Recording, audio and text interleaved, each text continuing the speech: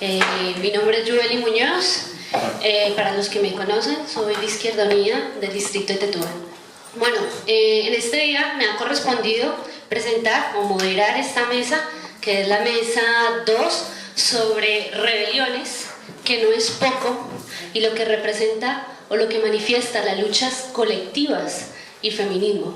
Así que tengo el gusto de presentar a 4 ponentes de... Ay, me faltaba una ponente, ¿es verdad?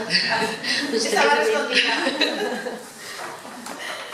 Si no, no veía el vídeo. Bueno, antes de empezar, quiero mencionar un poco cómo va a ser la metodología de esta mesa. 10-15 minutos cada una le corresponde, y después de esos 10-15 minutos pueden hablar lo que quieran del tema que les corresponde, ya ustedes son expertas en eso. Y después de ese tema serán 30 minutos de preguntas, aportes muy puntuales, muy concretitos, muy sustantivos. Así que pues nada, damos inicio a esta mesa. Tengo el gusto de presentar a una persona muy especial para mí, con la que trabajo día a día en mi distrito. Es Carolina Elías, que hace parte de CEDOAC. Es una organización de mujeres del ámbito doméstico. Y bueno, pues nada más que ella y nada más que nosotras las migrantes que conocemos muy bien este tema, le doy la palabra a Carolina, mi amiga, para que nos dé y nos exponga un poco cómo es esta situación, sobre la situación que vivimos las migrantes en general y en este contexto y en esta coyuntura en este país. Carolina. Hola.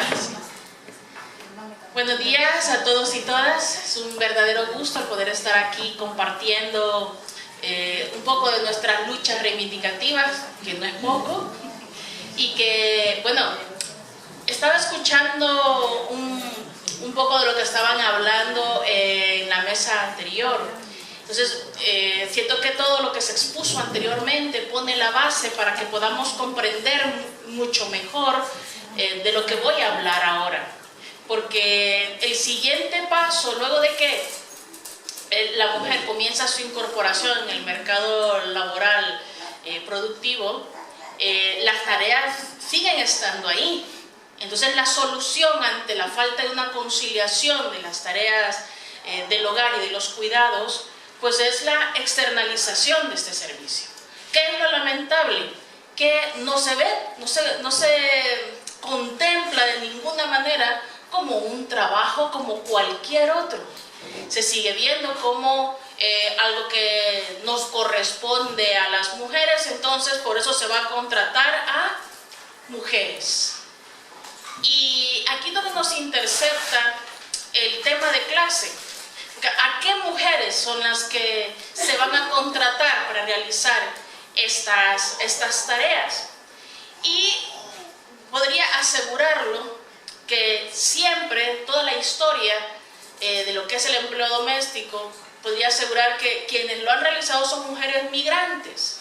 Sí, mujeres que han migrado de un distrito a otro, y voy a poner ejemplo de cada una de estas migraciones, porque por ejemplo, una cosa que es muy llamativa, que uno de los distritos del sur, que es Usera, no hay ni una sola mujer empleada de hogar dada de alta en la seguridad social. ¿Qué significa esto? Que nadie trabaja ahí, no existe ninguna mujer que se dedique a esta tarea dentro de ese distrito.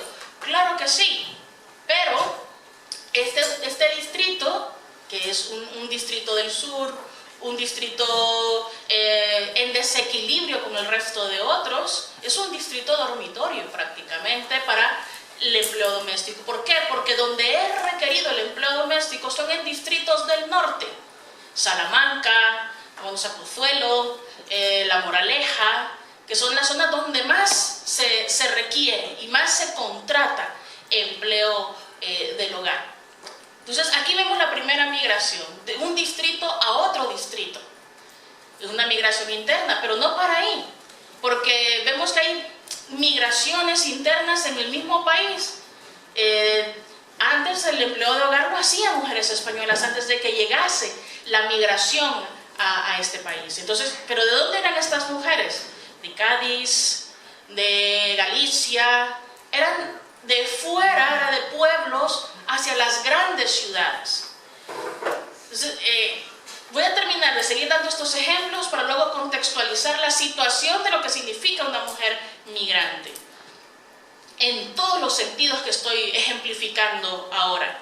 Entonces, luego vemos que ya no son solo mujeres que vienen del mismo país, de pequeñas ciudades de fuera hacia las grandes ciudades, sino que encontramos a mujeres que vienen de otro continente, que vienen de otros países que por supuesto no son de los países desarrollados, de los países de economías fuertes, sino de países que son del sur, de países que están en una depresión económica, de países que han sido oprimidos, colonizados.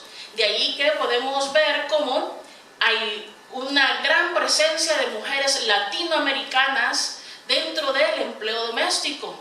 Y Filipinas también, por ejemplo, que es otra de las grandes poblaciones representadas de nacionalidades dentro del empleo del hogar. Entonces, ¿pero qué significa entonces dentro de todos estos contextos ser mujer migrante? Número uno, que no estás dentro de tu entorno normal, de tu entorno de igualdad de derechos, de igualdad de reconocimiento, y eso ya te coloca en una situación de inferioridad. Número dos, no cuentas con las redes de apoyo necesarias. ¿Por qué? Porque, ¿qué es lo que pasaba luego de la guerra civil? Y es que, o durante la guerra civil, que hubo muchas niñas de 9 años, de 12 años, que fueron traídas desde esas ciudades a Madrid, y que pasaban como un tipo de protectorado de parte de una familia, que yo te voy a cuidar, te voy a dar estudios, pero tú tienes que hacer las tareas del hogar. Entonces comienza esta niña desarraigada desde su familia a sufrir un tipo de explotación. Y lo mismo sucede con mujeres ya mayores de 18 años que migran desde sus países de origen a este país, y sobre todo en aquellas mujeres que no comparten cultura, que no comparten idioma. Entonces esta es la realidad de la migración, que ese desarraigo que hay, y para colmo vienen a hacer tareas para los que generalmente no están preparadas, porque cuántas de pequeñas soñábamos con ser empleada doméstica. Mamá, cuando sea grande voy a limpiar los váteres de todas las familias ricas. ¿A cuántas levanten la mano? Todas soñábamos como cualquier otro niño o otra niña en el mundo, ser cantantes, estrella del rock, actriz. Y cuando veo el cartel, ser, ¿por qué no?, una astronauta. Pero nadie soñaba de pequeña con mi tarea va a ser limpiar la caca de todo el mundo. No, nada de eso. Pero esas tareas, entonces, ¿qué significa el choque emocional de mujeres, sobre todo, que traen una preparación académica desde sus países de origen, que a lo mejor ya han ejercido esas carreras en sus países, y venir a hacer unas tareas para las que no están preparadas? Pero ¿cuál es el problema de estas tareas, aparte de que no están preparadas? Es que son tareas infravaloradas, invisibilizadas y para colmo despreciadas. Y eso las lleva a colocarlas en condiciones de precariedad y, ¿por qué no decirlo?, de esclavitud también. Una esclavitud que sigue todavía siendo muy vinculada con la esclavitud antigua, es el mismo modelo prácticamente. Yo sé, si pregunto a algunas de acá, han de haber visto la película esta, Esclavas y Señoras. ¿No? Criadas y Señoras. Sí, eso era para ver si la habían visto la película y si sabían el título. Criadas y Señoras. Recuerdo que estuve en un cineforum en uno de estos distritos, no voy a mencionar cuál, pero donde asistieron gente que tenía contratada empleadas de hogar. Y entonces cuando yo comienzo a comentar la película y les digo, esto sigue sucediendo aquí, no Subieron las voces ahí inmediatamente. ¿Cómo va a seguir pasando eso? Si no, si la chica es como de la familia. No, si la mía, ella limpia de rodillas la alfombra porque ella quiere, no porque yo se lo pida. Es que así queda mejor hecho. Entonces, no, eso de los uniformes no es cierto, decía. Y entonces una solo se quedó callada con cara de la mía lleva coffee todavía. Entonces, y todas estas condiciones que se ven en esa película lamentablemente se siguen viviendo en nuestros días. Y hay abusos tales como incluso la retención del documento de viaje de las trabajadoras inmigrantes. Retienen el pasaporte y eso sirve de chantaje. Y eso es completamente ilegal. Porque le dicen, te voy a hacer los papeles. ¿Por qué? Porque al ser extranjeras no tenemos un permiso de trabajo, no tenemos un permiso de residencia y eso nos coloca en una situación de vulnerabilidad que nos pueden llevar a un CIE, que no es otra cosa que una cárcel para extranjeros, y expulsarnos a nuestro país de origen. La expulsión a nuestro país de origen es lo menos que nos puede pasar cuando ingresamos a un CIE. Que dentro de un CIE se viven esas condiciones de extrema, de maltrato inclusive. Entonces ¿y por qué? ¿Cuál es mi delito? ¿Querer venir a trabajar y ganarme la vida? ¿Qué es lo que pasa? Que le vienen a quitar el trabajo a los españoles. Cuando vemos que, según algunos estudios, demuestran que es gracias a la incorporación de la migración en las tareas de cuidados, se ha logrado frenar la crisis de los cuidados al menos en 5 años. Pero ese estudio fue un estudio de la Caixa hecho en el 2011. Entonces, ¿cómo estamos ahora? Me pregunto. Entonces, es por eso importante, luego de que he explicado esto, por favor me vas controlando el tiempo, genial, que es importante que apoyemos la huelga. ¿Por qué? Porque es una parte de visibilizar la situación que vivimos todas las mujeres en el mundo y las mujeres que también estamos trabajando dentro de esas condiciones precarias que desde la misma legislación ya tenemos una discriminación. Ese es el principal problema. Es que no solamente que la sociedad te vea mal, a tal punto que hay algunas mujeres empleadas de hogar que no dicen, no se atreven a decirle a sus familias que trabajan de empleadas de hogar. ¿Por qué? Porque es ser la chacha, es ser la criada, es ser la esclava. Entonces, eso no es aceptado por otras familias. Es casi como decir trabajo de prostituta. ¿Y saben qué es lo más triste? Que hay algunos casos, por los chantajes que hacen los empleadores, hay mujeres que se ven presas dentro de lo que es el acoso sexual y los abusos sexuales. Y no estoy hablando sin ejemplos. Justamente hemos tenido un caso que lamentablemente llegó muy tarde en nuestro conocimiento de una mujer venezolana que estuvo trabajando durante 3 años en una casa cuidando a una persona mayor que abusaba de ella sexualmente. Y que ella lo aceptó, ¿por qué? Ay, qué tonta, ¿verdad? ¿Por qué lo aceptaba? ¿Por qué no se fue? ¿No? Es que hay que entender cómo las condiciones de vulnerabilidad en la que estaba esta mujer, en la situación de autoestima, de falta de empoderamiento que estaba de esta mujer, que no quería volver a su país. Todos conocemos la situación, como está actualmente de derechos y bueno, la situación económica como está en Venezuela. Ella no quería volver a su país, sobre todo porque también aquí tenía una de sus hijas. Entonces, a lo que quiero llegar es que era tan extrema su situación que ella, por la promesa de los papeles, aceptó. ¿Qué es lo que pasó? Esta persona falleció, la familia se enteró de los abusos que esta persona mayor cometía sobre la empleada y deducimos que tuvieron miedo de que la empleada fuera a denunciarles por esos abusos, y entonces lo que hicieron fue denunciarla a ella por robo. ¿Qué es lo peor del caso? Una mujer sin redes de apoyo que había trabajado de interna, decir que solamente en España existe el trabajo de interna, en el resto de países de Europa no existe el trabajo de interna, Solamente en España hay una desigualdad enorme de derechos. No tenemos derecho a la prestación por desempleo, tenemos el despido por desistimiento. Este significa de que yo te despido simplemente alegando que he perdido la confianza, te doy 12 días de salario por año trabajado en cuestión de finiquito, de indemnización, es decir, más barato todavía y el despido que el resto de trabajadores y trabajadoras. Entonces, ante esta situación ella aguantó eso. ¿Y qué es lo que pasó? La familia la denuncia por robo.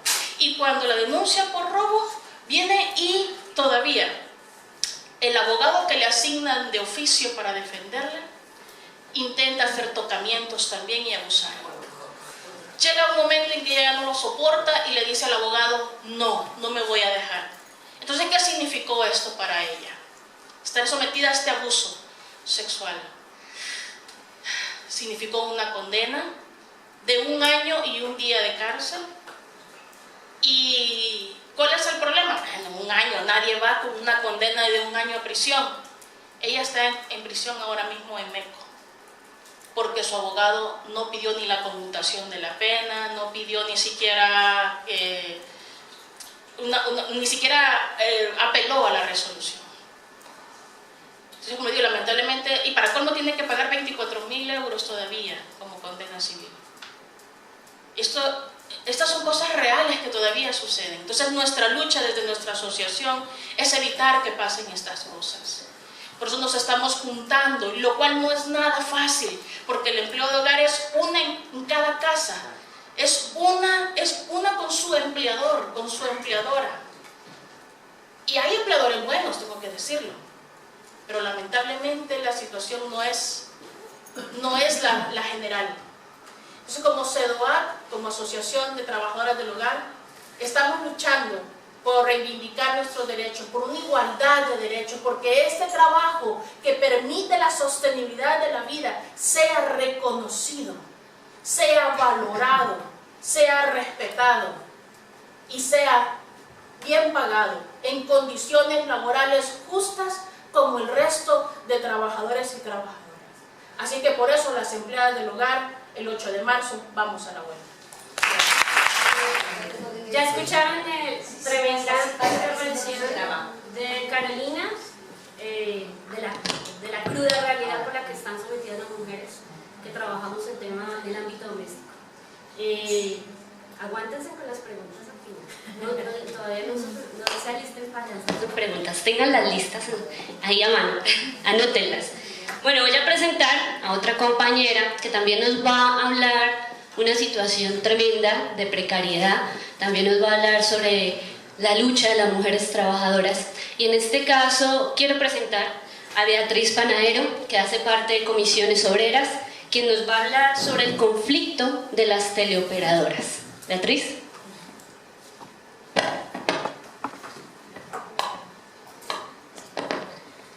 Bueno, en primer lugar, quería dar las gracias por habernos invitado a este espacio de participación para poder hablar de las condiciones laborales que tenemos las teleoperadoras.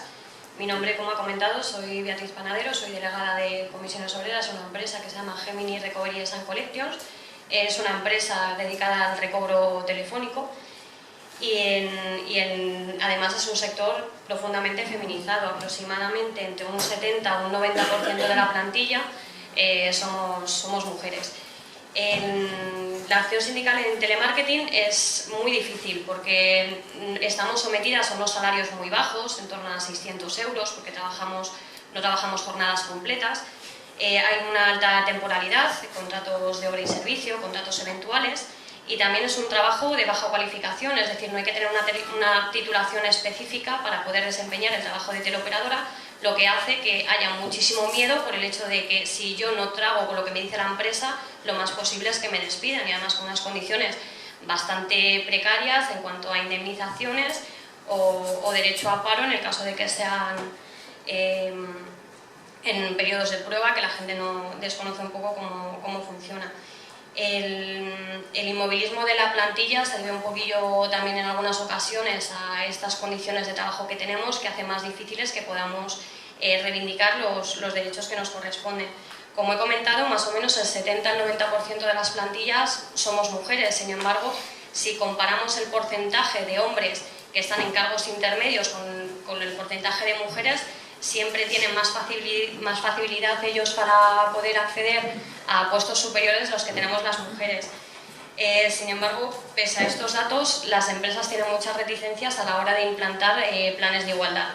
Los planes de igualdad son solamente obligatorios para empresas de más de 250 trabajadores, pero además en trabajos con alta temporalidad son más difíciles de aplicar todavía, porque no son solamente 250 trabajadores, sino que los trabajadores eventuales con un tiempo menor a un año contabilizan 200 días por cada trabajador eventual. ¿Qué quiere decir esto? Que 3 trabajadores o trabajadoras que tengan una antigüedad de un mes contabilizan con un solo trabajador, es decir, que hay que tener plantillas muy grandes para que se implementen los planes de igualdad. Como ha comentado antes también la compañera Ana Mata, ya no solamente es el salario base lo que tiene que ver con el tema de la igualdad, nosotros cobramos salario base. Pero ¿qué ocurre? Que, como hemos comentado, los hombres tienen más facilidad para tener puestos de trabajo superiores, por lo que los salarios realmente de los hombres respecto a las mujeres sigue siendo más elevado. Uno de los aspectos por lo que debemos de incidir, tanto los sindicatos como los movimientos feministas en este caso, incide mucho en el tema de los planes de igualdad, que las mujeres reivindiquen un poquito los derechos que tenemos desde los sindicatos o los espacios de participación en los que podamos poner. Yo tenía un guión, pero me lo estoy saltando bastante, así que la verdad, sí, tengo tiempo, pero bueno, se me va a olvidar un montón de cosas. Para hablar un poquito más de hechos más concretos, yo creo que voy a hablar un poquito más a mi aire.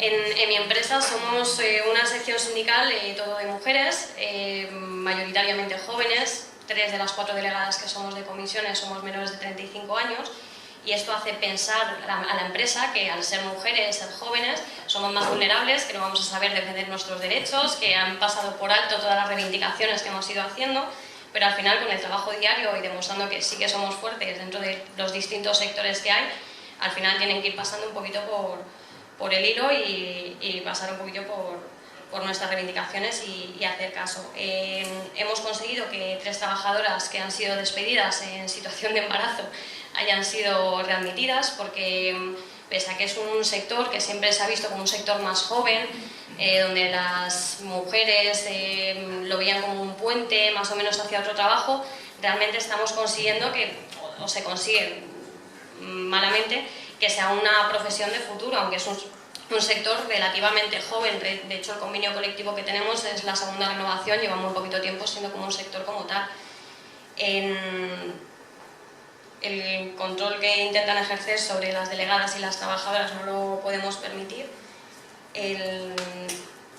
Consideran todavía que las mujeres en edad reproductiva son un peligro para la productividad y el estatus de la empresa, y cada vez se va contratando personas más mayores, incluso hombres. Y esto es un dato curioso, porque antiguamente los trabajos más monótonos de las fábricas eran desempeñados por mujeres, y eso es un poquito lo que pasa en el telemarketing, es decir, es un trabajo muy monótono donde los hombres, por términos generales, no quieren trabajar de teleoperadores, pero a raíz de la crisis, donde no hay más trabajos, donde se están también metiendo un poquito los trabajos de baja cualificación.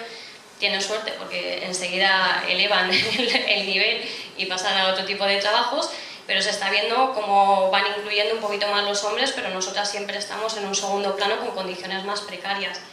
En el conflicto que tenemos ahora mismo las teleoperadoras está un poco en base a que nos cuestan muchísimo las movilizaciones, debido a que, si, como estaba comentando también la compañera, es muy fácil el despido. Si sales a la calle a reivindicar los derechos, lo más fácil es que te despidan. Pueden contratar a muchísimas personas con la misma formación o las mismas cualidades, y aún así, de todas maneras, no sé cómo voy de tiempo, puedo hablar. Tenemos que seguir movilizándonos y haciendo un llamamiento a la huelga, porque además los motivos que se están expresando en la huelga, tanto laboral como de cuidados, va muy enfocado a la problemática que tenemos nosotras como teleoperadoras. El hecho de que sean contratos de muy poquitas horas hace que la mayoría de las trabajadoras de telemarketing tengan 2 trabajos, es decir, bueno, 2, más bien 3, porque serían el trabajo principal, el trabajo secundario para complementar las horas y tener un salario más o menos digno, y luego el trabajo que se llevan a casa, que eso todavía sigue existiendo y hace que seamos más propensas al estrés crónico y a enfermedades derivadas de la ansiedad. No sé muy bien qué podemos comentar más aparte del contact center, del sector feminizado. Voy a mirar las notas, a ver qué más cosillas tenía aquí apuntadas. Nosotros ahora mismo tenemos un conflicto importante porque no nos dejaba ni siquiera repartir comunicación sindical. Vamos a tener problemas a la hora de convocar a las trabajadoras a la huelga. Intentaremos hacer asambleas de trabajadores donde se informen los motivos por los cuales tenemos que estar en la lucha en las calles, y yo creo que ya no... Muchas gracias.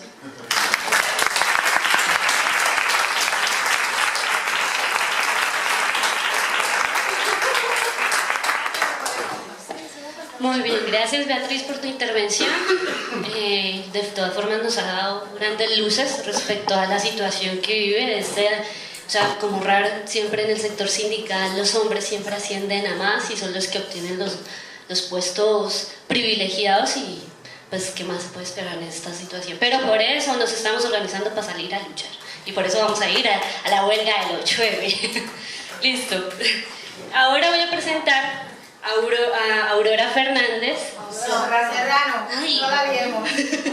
Perdón, Serrano, Aurora Serrano, que hace parte del feminismo gitano. De todas formas, una cultura estigmatizada en la que estas lindas mujeres han venido reivindicando durante muchos años esta cultura, su música, su trascendencia y además su género.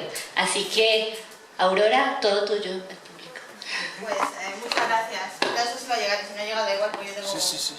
Bueno, pulmones. Y lo mismo dejo sordos y sordas. Bueno, yo soy Aurora Serrano, soy graduada en Igualdad de Género. En la actualidad estoy metida en 1000 asuntos porque soy activista por los derechos humanos y de las mujeres y por el colectivo LGTBI. No pertenezco a ninguna asociación en concreto, sino que soy activista y estoy apoyando pues, a todas las asociaciones de mujeres y a todos los movimientos. Desde el año pasado, desde que terminó el 8 de marzo, empezamos a reunirnos todas las mujeres de distintas asociaciones y tal, y yo en mi caso por ser activista gitana, y para preparar pues fueron paros, y este año ya por fin va a ser una huelga, ¿no? Bueno, pues para hablaros un poco de la situación de la mujer gitana, me da mucha envidia de que mis compañeras están diciendo es que en el trabajo asalariado no tenemos horas, tal, o tenemos menos tiempo de conciliación laboral, etcétera. Bueno, os voy a contar, para poder hablar de la situación de la población gitana y de la mujer gitana en concreto, os tengo que hablar un poco de la persecución de la historia del pueblo gitano. Porque por desgracia, si yo no estoy aquí y os la cuento, son muy poca gente realmente la que lo conoce. Os lo digo porque hace nada he estado en un IES con profesores de instituto y no sabían nada de la cultura gitana. O sea, yo llegué allí con mi PowerPoint y digo, bueno, si ya lo sabéis, no cuento nada y me voy saltando. Bueno, no sabían absolutamente nada. El otro día antes de ayer estuve en mi universidad, en la Autónoma, que estoy haciendo un máster en Derechos Humanos y Gobernanza, y me pasó 3/4 de lo mismo. O sea, gratamente ahí sí por lo menos sabían algo de mi cultura, pero no sabían mucho. Bueno, os digo que los gitanos venimos de la India, del nordeste de la India, del Punjab, ¿no? Salimos en el siglo X y llegamos en 1425 a lo que conocemos España. Cuando nosotros llegamos, España no era España, era la península ibérica y eran reinos, distintos reinos. Bueno, nosotros llegamos y tal, y en 1495, en 1499 empezaron las leyes antigitanas. O sea, todo aquel que vistiera, comportase o hablara o ejerciera oficio de gitano, automáticamente iba a ser... le cortaban las orejas, la lengua, le daban latigazos y si le pillaban, automáticamente le mandaban a galeras. ¿Sabéis lo que son las galeras? Pues las galeras era, como ya había llegado el señor Colón al Nuevo Mundo, pues necesitaban mano de obra esclava. Entonces los metían en barcos atados, o sea, con cuerdas y cadenas, y eran los remeros. Y se morían remando. Eso los hombres gitanos cuando los cogían. Muchos de ellos escapaban y cuando llegaban al Nuevo Mundo yo no sé cómo, siempre hemos sido muy espabilados, llamaban a las mujeres y se iban para allá y se unían allí las familias. Por eso desde el siglo XV, siglo XVI, ya hay población gitana en el antiguo mundo, o sea, en América Latina y en Norteamérica, etc. Eso para centrarnos. Bueno, os estoy hablando de 2.600 leyes antigitanas, desde 1499 a 1978. O sea, antes de ayer, por el hecho simplemente de ser gitanas. Eso en España. En Europa fuimos esclavos. Tampoco sale en ningún sitio. O sea, el gitano y la gitana y los niños gitanos eran vendidos en mercados. Yo traigo un PowerPoint, pero como es mucho lo que tengo, no os voy a enseñar los carteles ni nada. Pero tengo carteles y tengo testimonios y tengo... Éramos vendidos hasta mediados del siglo XIX como la población negra. No se abolió la esclavitud del pueblo gitano y éramos vendidos como en mercados. Mientras, en el conflicto o en la guerra, en la Segunda Guerra Mundial, la población gitana junto con la judía, todo aquel por ideología de izquierdas, etcétera, fueron recluidos en los campos de concentración nazis, ¿no? Más de 1 millón de gitanos murieron en las cámaras de gas. Mujeres, niños y ancianos, con una Z de ciberna. Un dato espeluznante es que cuando los bajaban de los camiones, simplemente a ellos no solían tatuarles con un bolígrafo, sobre todo a los ancianos, a las ancianas y a los niños. Y las mujeres y los hombres, la mayor parte de ellos morían en fábricas de trabajo esclavo. En toda Europa. Os estoy hablando de toda Europa, porque según iban ocupando los distintos territorios, esas personas eran llevadas a los campos de concentración. Un dato espeluznante que os puedo decir, aparte de que hemos sido gaseados, exterminados y perseguidos, eso es antes de ayer en Suecia, se ha hecho público que se ha esterilizado a 230.000 personas, o sea, mujeres gitanas, desde 1965 a 1996. Personas con discapacidad psíquica, las que no eran gitanas, y la mujer gitana por el hecho de ser gitana. Eso en Europa.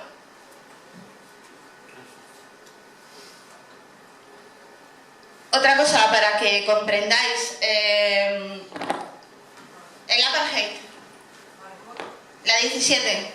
Otra cosa para que, sí, bueno, sí que es hablar de mi cultura, etcétera, y como no hay tiempo, me lo voy a saltar. Mi cultura está basada en el respeto a los mayores, en el respeto a la comunidad, en el respeto a los niños y en la hospitalidad. Esa es la cultura gitana. Lo demás son mitos y leyendas, y son estereotipos que la sociedad mayoritaria nos ha ido metiendo. El apartheid gitano, para que comprendáis, cuando yo pueda hablar, si me da tiempo, del feminismo gitano, es para que lo entendáis. El apartheid gitano es porque sufrimos un apartheid. O sea, igual que mis compañeras están diciendo que cuando solamente las trabajadoras del hogar que vienen de países de Sudamérica, etcétera, de Filipinas y tal, pueden acceder a trabajos de limpieza, y la mujer gitana ni a eso. O sea, o directamente nos meten en el saco de los servicios sociales, o te pones en un mercado a la carrera, no sé si sabéis lo que es, o sea, un mercado a la carrera, simplemente te coges 4 flores, te pones en una esquina, viene el policía de turno, o te las quita o sales corriendo con ellas. Eso es lo que podemos hacer la mujer gitana. Claro, a mí cuando me hablan de feminismo, de igualdad, etcétera, pues imaginaros, sí, ¿dónde estamos? El apartheid gitano es porque después de lo pasado, después de lo sufrido y después de que hasta 1978 la población gitana no eran ciudadanos de pleno derecho, ya que no teníamos la ciudadanía española, aunque llegamos aquí en 1425, antes de ayer. ¿Qué ocurre? Que esta situación, cuando fuimos ciudadanos de primera, no se les ocurre otra cosa a la gente que estaba reorganizando el nuevo Madrid, tirando los pisos bajos del antiguo régimen, etcétera, donde todos estábamos juntos, payos y gitanos. Yo tengo amigas payas desde que me crié, vamos, son mis hermanas. Íbamos a un colegio donde todos estábamos mezclados. Bueno, pues por culpa del urbanismo, lo que se hizo fue que, yo no sé quién fue, Lumbreras, que lo que hizo fue hacer guetos, o sea, edificios enteros con población gitana, sin población paya. O sea, un claro ejemplo, tenemos el Ruedo, en Villaverde tenéis las Torres Rojas, yo vivo en Villaverde Alto, vengo de Pamendito, yo me crié en Pamendito, aunque sea graduada en igualdad de género, yo vengo de Pamendito, o sea, podéis imaginar. Y eso es lo que sufrimos nosotros. ¿Cómo nos vamos? Es que el gitano no se integra, perdón, o sea, hasta 1978 ni tan siquiera éramos ciudadanos de primera. Cuando un gitano, ley de vagos y maleantes, porque igual que le hacían a los gitanos, se lo hacían a los gays, se lo hacían a los rojos, ¿no? El rojo, a menos que abriera el pico, no se sabía si era rojo. El gitano no. El gitano, como le vieran físicamente, imagínate yo, con un mandil y vendiendo lotería como mi abuela y mi bisabuela. Te paraba la policía y automáticamente te tenías que decir y tenías que... tenías que decir, no, o sea, tenías que verificar que la ropa que tú llevabas era tuya. O sea, ¿cómo vas tú, cuando te compras un jersey y llevas el ticket en el bolsillo para toda la vida? Por si te pilla la policía, decir, no, es que es mío. O sea, hasta ese punto. Y que me digan a mí que no me quiero integrar. O sea, lo primero que yo no me quiero integrar. O sea, yo tengo mi cultura y yo lo que quiero es convivir. Convivir como con mis compañeras de distintos países. Ahora mismo estoy haciendo el máster y son del resto del mundo y yo. O sea, que... Sí, además que me da mucha rabia que siempre esté hablando de los gitanos. Sí, porque... yo vengo aquí a visibilizar eso, o sea, cómo nos sentimos la mujer gitana. La mujer gitana siempre ha sido la otra, la otredad, la que la mujer paya no ha querido ser. O sea, un claro ejemplo es Carmen de Bizet, ¿no? En Carmen de Bizet la mujer gitana es la puta, la prostituta, la que engaña, la que se va a llevar al hombre, la promiscua. Eso en ese siglo, ¿no? Imaginaros. Eso ha dado la vuelta. Ahora mismo en la sociedad paya tiene en la mentalidad que la mujer gitana es la que quiere vivir de los subsidios sociales, la que le gusta ir a los trabajadores sociales y contarles toda su vida. Es más, hay casos en que el trabajador social de turno o la trabajadora social tiene la libertad de decirles que si se quedan en estado, que por qué se quedan en estado. O sea, perdona, que por qué me quedo en estado. Yo tengo una amiga que ahora se está haciendo un tratamiento de fertilidad. A esa niña la esterilizaron con 22 años, porque tenían 2 niños. Uno de ellos falleció, vivía con una persona que no le daba buena vida, le dejó. Esta muchacha está ahora mismo con 30 y tantos, rehaciendo su vida y no se va, o sea, ¿y qué hace? Porque la han esterilizado. O sea, la señora de turno, la trabajadora social, la del hospital, la doctora, la comió el tarro, la comió en la cabeza y automáticamente ya puedes volver a tener tu vida y nada. Entonces, pues eso es el feminismo romaní, o sea, el feminismo de la lucha, de que mis abuelas vendían lotería y yo ahora estoy aquí con vosotras dando una conferencia, estoy estudiando, tengo mi carrera, etcétera, tengo una vida independiente, con mucho sufrimiento y mucha lucha, porque gracias a que ya estamos conquistando los espacios, porque hoy si yo no hubiera venido aquí, la mujer gitana no estaría representada. En ningún momento se ha hablado de la mujer gitana, de las compañeras, cuando se han hecho los estudios, por ejemplo, de psicología, de psiquiatría que ha comentado. El estudio que se ha hecho sobre varios. Imaginaros ¿cómo se dice? Lo de vida, de vida, la esperanza de vida que tiene la gente que está viviendo en la Cañada Real. O sea, imaginaros. O sea, yo he estado dando alfabetización a mujeres gitanas y tenían la enfermedad del Crohn por beber agua insana. O sea, agua en malas condiciones. Entonces, yo he nacido en un barrio gueto, en un edificio gueto, etcétera. ¿Cómo he llegado a donde he llegado? Pues en vez de llegar, yo terminé la carrera ayer, o sea, el año pasado. En vez de, como mis compañeras, con 20 años, yo lo he tenido que hacer con 40. Porque no he tenido posibilidad de hacerlo antes. Y gracias a las becas, porque si no, ¿de qué? Entonces, cuando las feministas piensen en el feminismo, que piensen en nosotras, que también somos feministas y venimos del feminismo postcolonial, por todo lo que os he contado, porque nosotros teníamos nuestro idioma, nuestra forma de vida, nuestra forma de vestir, nuestros oficios propios, que la sociedad mayoritaria los hizo suyos y nos expulsaron de los gremios. Porque el gitano y la gitana no podían estar en gremios, siendo ellos los que tradujeron aquí el manejo del hierro, de la fragua, etc. Igual que el tintineo, o sea, el flamenco nace del tintineo de la fragua, de Martinete, ¿no? Bueno, pues ahora los musicólogos, como es patrimonio de la humanidad, ya no es del flamenco, ya el flamenco ya no es de los gitanos, ahora es de los payos. No, es que fulano de tal, es que tal, empiezan a rebuscar y a rebuscar, no, es que el abuelo del quinto abuelo de no sé qué, no, es que el mejor cantante es payo. O sea, te van tirando y también se quieren quedar con el flamenco, que el flamenco está enriquecido por las itinerancias del pueblo gitano. Según iban dando desde el estrecho del Bósforo los gitanos hasta la llegada a Andalucía, iban recogiendo instrumentos e iban añadiéndolo al flamenco, al tintineo de la fragua. Si no llega a ser por el gitano, eso no existiría. Entonces, cuando las mujeres hagamos la huelga feminista, las gitanas lo único que van a poder hacer, la gran mayoría, porque un 80% trabajan por cuenta propia, será poner un mandílico en la puerta de la casa o algo así, porque, a ver, si no tienen trabajo, si es que no tienen trabajo. Bueno, este es el PowerPoint que he traído, que es muy bonito, pero bueno, yo soy muy anárquica. Esto es cuando me pongo a hablar del LGTBI dentro de la población gitana, que también lo meto. Pero yo creo que ya no tengo tiempo, ¿no? Puede haber sido 15 minutos exacticos.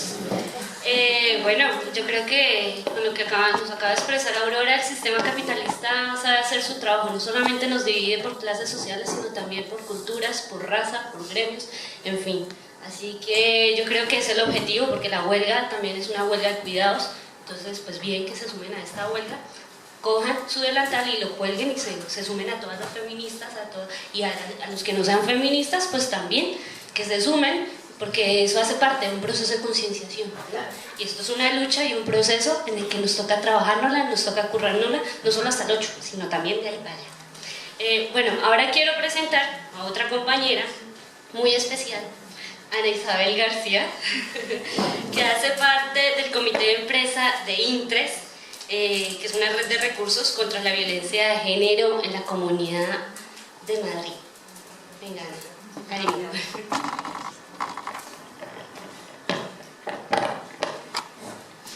Pues buenos días, muchas gracias por la invitación, por darnos este espacio para visibilizar un poco pues lo que estamos viviendo dentro de nuestra empresa. Me llamo Ana, soy miembro del comité de empresa de INTRES. INTRES es una empresa que se dedica principalmente a prestar servicios en recursos públicos, tanto del Ayuntamiento como de la Comunidad de Madrid, y luego también a nivel de toda España, ¿no? Bien, pues os cuento un poco cuál ha sido nuestra historia. Nuestra historia es que el día 22 de diciembre, como premio de la lotería, pues nos enteramos que habían salido los pliegos de 5 recursos de atención a mujeres víctimas de violencia y sus hijos e hijas. Uno de ellos es un recurso ambulatorio y los otros 4 son recursos residenciales, donde se les da, bueno, pues una protección a las mujeres para situaciones de riesgo. Cuando nosotros nos enteramos que salieron los pliegos, vimos las condiciones en las que salían los pliegos y además vimos que no iba a haber concurrencia en esta, o no iba a haber mucha concurrencia en esta licitación de pliegos. Y lo primero que vimos es que casi 60 trabajadoras, compañeras, podrían irse a la calle. Entonces el comité pues no se quedó parado, ¿no? Lo que hicimos fue ponernos en marcha y convocamos una asamblea para trabajadores y trabajadoras. En este caso, la red de violencia está totalmente constituida por trabajadoras, ¿no? Luego hay otra parte de interés que se dedica a salud mental, aquí en Madrid, donde ya hay trabajadores y trabajadoras, pero en este caso somos todas mujeres. Hicimos una asamblea y lanzamos propuestas para ver hasta qué punto las compañeras y compañeros que también nos acompañaban queríamos iniciar pues un procedimiento de lucha, ¿no? De lucha, de protesta, de decir que basta ya y bueno, pues tuvimos mucha acogida.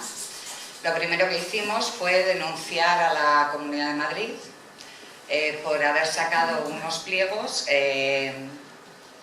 donde estaban, bueno, tendríamos que remontarnos al 2013. En el 2013, por el tema de la crisis, estos mismos pliegos de estas mismas casas de acogida y centros de emergencia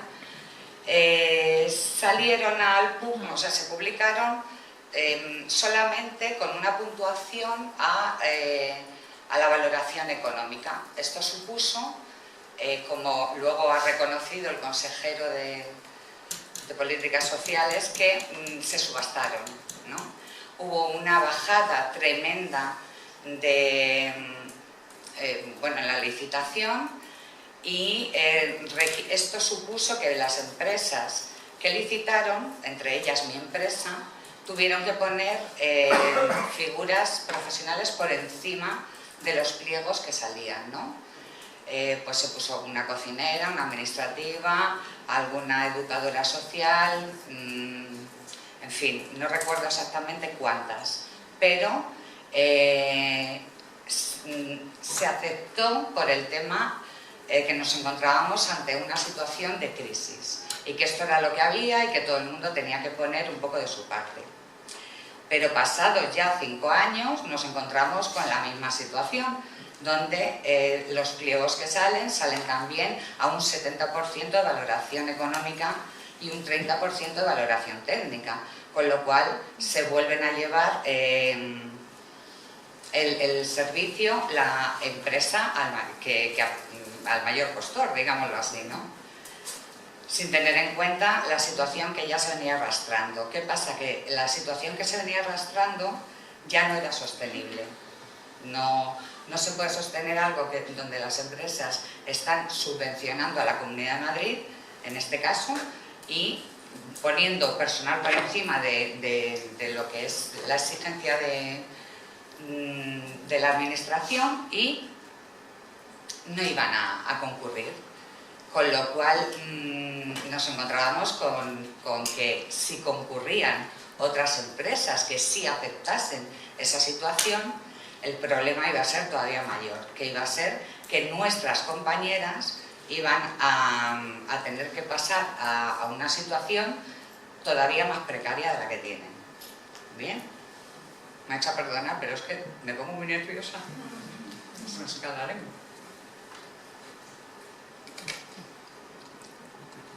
Bueno, pues entonces el comité que hizo, pues ponerse en marcha para que todo esto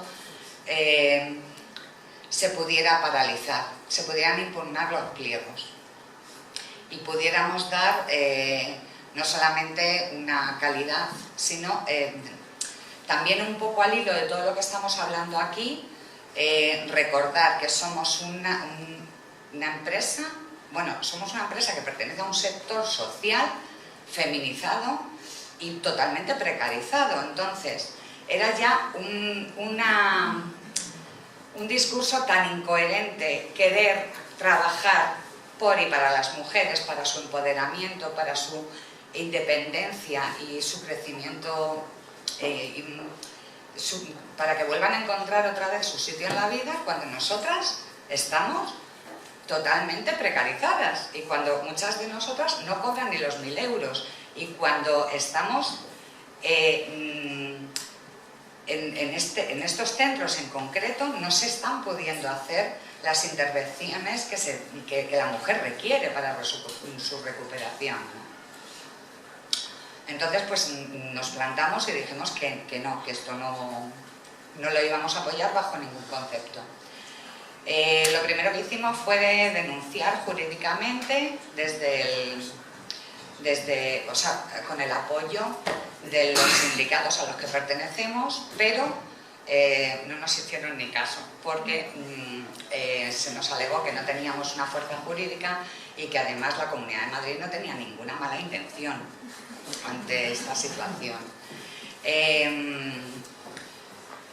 Luego todos los procedimientos de protesta que hemos ido haciendo han sido manifestaciones ante la Puerta del Sol, en todas las redes sociales que hemos podido utilizar se han estado utilizando semanalmente. Ha habido una extensión de la noticia muy grande, tan grande que muchos colectivos se han puesto en contacto con nosotras para poder iniciar la misma lucha que nosotras hemos iniciado.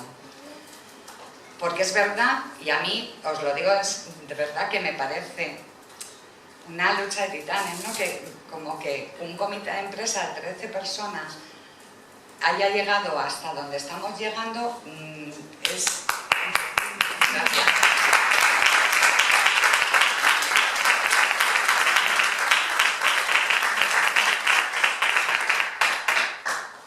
Es emocionante, cuanto menos, ¿no? Entonces, continuamos con todas las protestas. Lo que recibimos fue que se pusieron en contacto con nosotras medios políticos, partidos políticos y medios de comunicación, ¿no? Hemos tocado todas las puertas, incluso la del PP, y se nos ha escuchado. Se ha hecho una comparecencia en la Asamblea de la Comunidad de Madrid explicando la situación de por qué estos pliegos se tenían que impugnar y por qué no podían salir adelante, que en un principio pensábamos que no iba a servir de nada, pero la consecuencia ha sido que finalmente, después de hacer unas preguntas dentro de la Asamblea de Madrid al consejero y poder hacer una intervención también en la Asamblea, se ha conseguido pues que se ha hecho un pacto entre los cuatro partidos políticos donde, entre otras cosas, desde el área de mujer de los 4 partidos políticos, ¿no?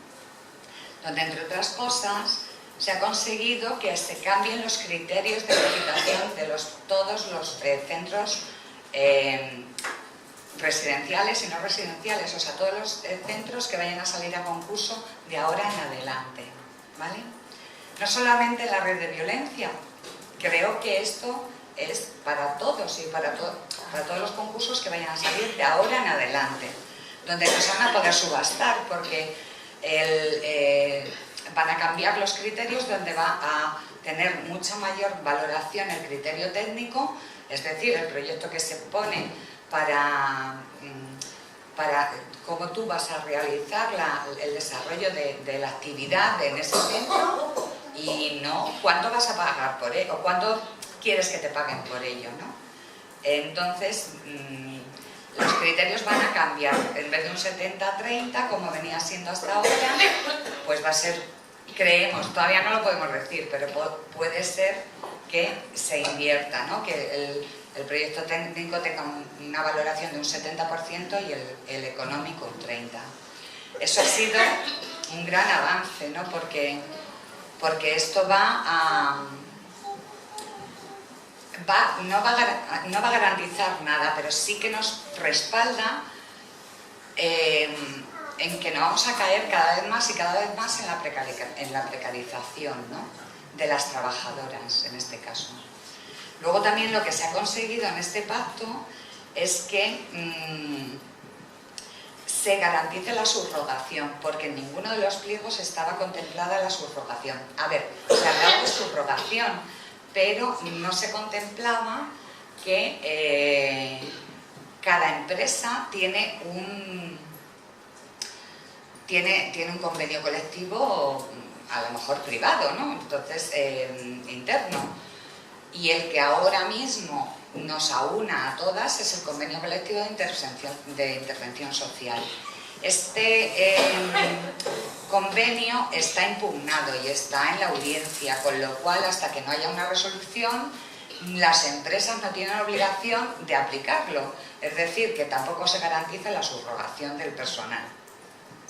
Y luego, por otro lado, también se ha conseguido que se respeten las funciones y las categorías de todas las trabajadoras que desarrollan aquí su actividad. ¿Y por qué? Porque ha habido algo muy significativo que ha salido en estos pliegos, que es que las educadoras sociales podían ser sustituidas por integradoras sociales. Esto significaba que una integradora social tiene un grado medio de formación y por lo tanto un sueldo mucho más bajo. El truco estaba en dejar a una educadora social para que firme informes y el resto fueran integradoras sociales. Por lo tanto, estaban asumiendo funciones que no eran de su categoría, tanto unas como las otras, ¿no? Y luego, por otro lado, que se garanticen que las figuras necesarias, porque en una casa acogida, por ejemplo, se ha eliminado la figura de la administrativa. Bueno, pues es que la administrativa tiene que estar. ¿Y por qué tiene que estar? Pues porque es necesaria su función y además porque los demás centros tienen administrativa, con lo cual es una discriminación del servicio, ¿no? También se desaparecía la cocinera, por lo tanto se ponía un servicio de catering y lo que pasaba con esto es que eran las educadoras las que iban a tener que sacarse el carnet de manipulación de alimentos, porque alguien tendría que manipular esos alimentos que venían del catering. O sea, una mezcla infinita. También otro problema era que se les asignaba a una de las directoras del centro también la función de psicóloga, con lo cual, imaginaros en un centro donde una directora pone unas normas, cómo puede luego, de la misma manera, a esas mujeres tener un vínculo profesional terapéutico. Es imposible, ¿no? Es que eso no se puede conseguir. Bien, pues nosotras estamos muy contentas por haber conseguido que... porque otra cosa que nos he dicho es que de los 5 centros, 3 han quedado desiertos. Nadie se ha presentado. Esto quiere decir que ahora van a salir nuevos pliegos. Se supone que con estas nuevas condiciones que se ha conseguido firmar el día 8 de febrero en la Asamblea de Madrid. Con lo cual, ¿qué pasa con los centros que sí se han licitado? Que no están en las mismas condiciones que los que van a salir ahora. Entonces nuestra lucha sigue para que esos centros de alguna manera se puedan igualar a los que puedan tener las mismas oportunidades que los otros, porque finalmente lo que nos importa es que las mujeres que estén en un centro u otro tengan los mismos derechos, garantizar que no por caer en un centro vas a tener unos recursos mejores que por estar en otro, ¿no? Y luego que nuestras compañeras sigan teniendo las mismas garantías de salario y condiciones laborales. Eso es lo que nuestra lucha está pretendiendo y bueno, en ello estamos y sumándose cada vez más a más gente y más colectivos de lo social. Muchas gracias.